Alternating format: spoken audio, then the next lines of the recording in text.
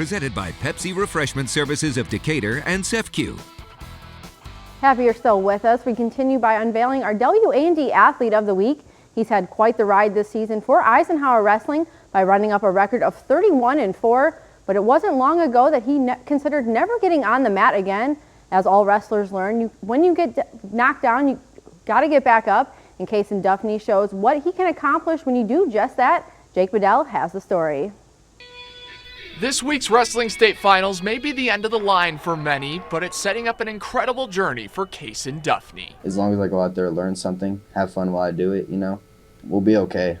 His story begins back in Washington State, where everything in the house was a challenger. I always used to wrestle around with all my siblings and even like my animals. We had 4 St. Bernards, so they were all about 160, 180 pounds. He used to just go out there and wrestle around with a bunch like they were bears. It wasn't long before Kayson became obsessed with the sport and started seeking out the best competition that he could. I just practiced a lot. I was putting in 5, 7, 8 hours a day, just practicing, working out, just trying to get better no matter what. But inside the circle, every athlete will eventually get knocked down. All my dreams kind of just started shattering, I feel. I was wrestling for a while, but then I started losing more, and I felt like I was practicing more and more.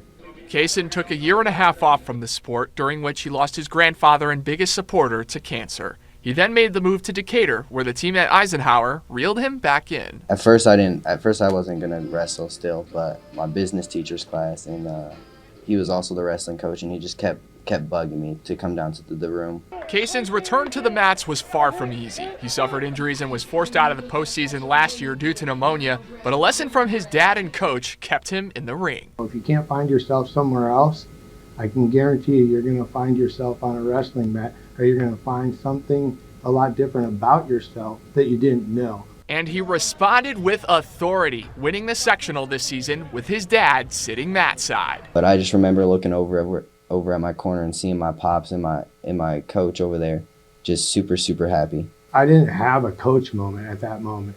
I mean, I had broke down into straight parent mode. Even though Kayson won't be taking first place at finals this season, his coaches, family, and Panther teammates couldn't be more happy for him. The growth that this kid has come in the last year with the skill of wrestling and just as a person, I couldn't be more proud as a parent. Reporting for WA&D Sports, I'm Jake Bedell.